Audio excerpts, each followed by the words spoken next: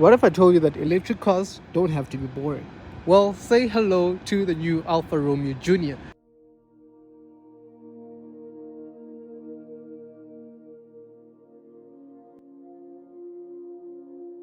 And this has to be the most controversial vehicle that Alfa has quite produced, because we know Alfa for being more driver focused oriented cars. But not the case with this one. This is electric, but don't think that it has lost a bit of its Alfa flair. Up front, you can tell that it's still very much an Alfa. You do have some Alfa Romeo lettering over there with that V-shaped grille, of which I must say, man, I really like. You can tell that this is the baby of the group because of the design, but it's not really that bad. Up front, you do have this lovely daytime running lights that also double up as a turn signal. And I must say, man, they really do look very aggressive and make the car look quite nice. Moving over to the side, it's still very much an Italian car. Of course, as you can tell, this car still does very much say bravo in your face a bit, right? So of course do have your keyless entry and things like that of that matter. But what I do appreciate, right, is the fact that you get this lovely door handles over here. I really do appreciate that, man. But if you look closely, I don't know if you can tell, you do have this little Alfa emblem over here, and they're all over the vehicle, hey, to show that Alfa is actually not shy about this vehicle whatsoever.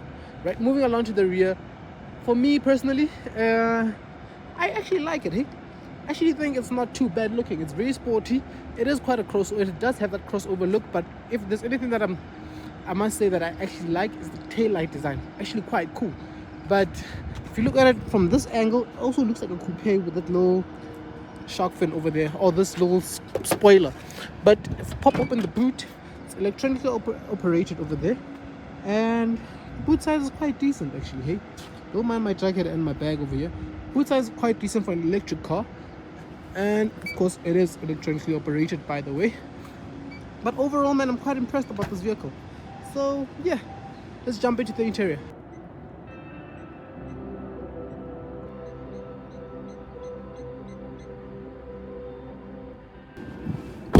Into the interior, and things rather do feel somewhat plush and very premium.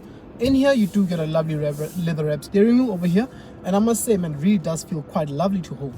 Up top, you do also get this lovely 10-inch digital cluster over here.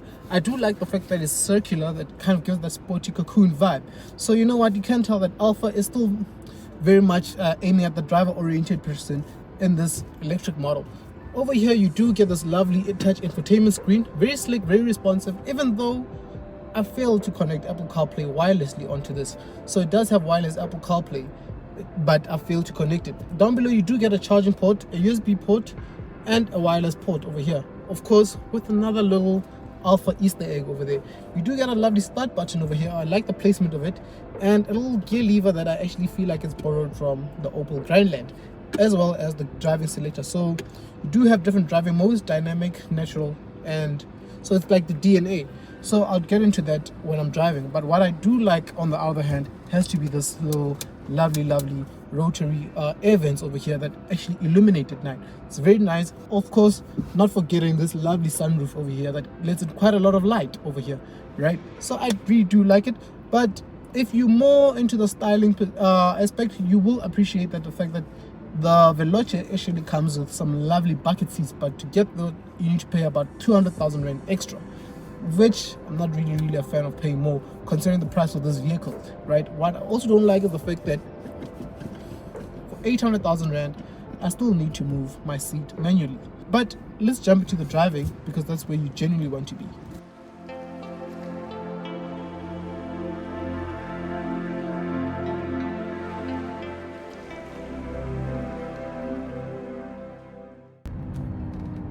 So, how does it feel actually living with an Alfa, right? Short answer is, it definitely still feels like an Italian vehicle, meaning that driving dynamics are still a priority, even at entry level. But nothing is entry level about this vehicle. So, mainly you might be asking yourself, well, does it drive like an Alfa? And to answer that question, I'll put it into dynamic mode, and you know, you get that instant kick from an electric vehicle, but you also get the lovely steering input that you'd expect from an Alfa, considering that this is only front wheel drive.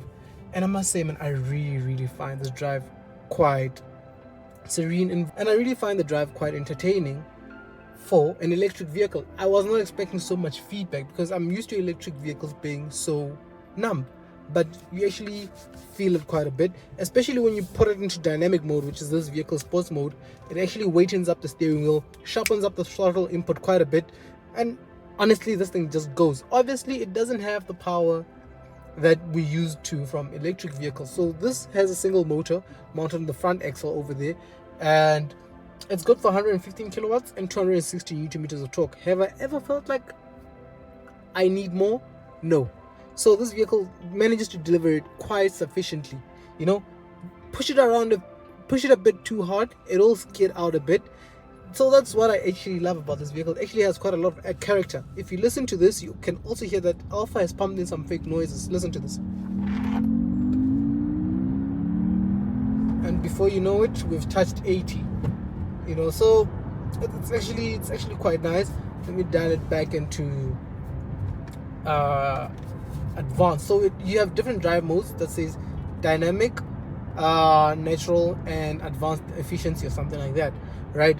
And basically that's the DNA to show that Alfa really did not forget about their DNA. Seating position, driving position is actually quite superb. You know, it does feel very much sporty in this vehicle, and that's one thing I'll always appreciate Alfa for, man. But you might be wondering, so how much does this vehicle cost? So this vehicle actually costs around about 800,000 rand for the entry level, being this the Electrica, and it moves all the way up to north of 900,000 rand, and it's quite a lot of money for an electric vehicle, hey? Considering that the EX30 comes in around the same price and actually offers quite a bit more, slightly a bit more. Having driven this and the EX30 back to back, I feel like, you know what, the EX30 is fast, but this has a lot of character attached to it. So yeah, but yeah, man, it's an Alfa at the end of the day, man. It's quite cool. I actually enjoy this cabin, and I actually enjoyed my time with this vehicle, if I'm being honest with you guys. Actually don't really want to give it back. Range wise, you're actually looking at 400 kilometers. Currently I haven't been driving the vehicle quite efficiently, if I may say, but I've seen it, like what it claims, the range, what it claims actually gives you that. So I've actually seen it go around 380. So yeah, I've actually done 380 kilometers on this car, so it's actually quite good. It's actually quite good, not too far off the 400 kilometers claimed. So I think Alfa has arrived and they've entered the electric car chat. But with that being said, I'm CJ from 6K Wheels, and I'll catch you guys within the next one.